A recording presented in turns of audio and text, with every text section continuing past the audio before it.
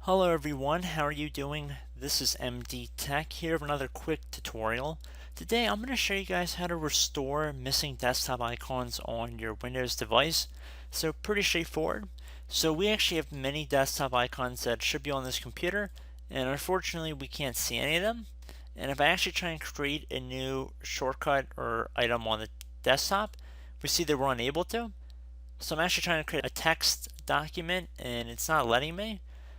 So in this tutorial, I'm going to show you guys how to make all these visible once again. So very straightforward. We're going to click on any spot on our desktop.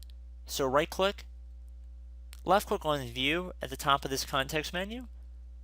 And then at the bottom of this new list that comes up, left click on where it says show desktop icons.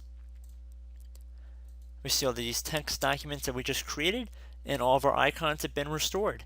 So again, right click on the desktop, left click on view, and then make sure show desktop icons is checkmarked. So pretty straightforward. So I hope this brief tutorial helped you guys out, and I will catch you in the next video. Goodbye.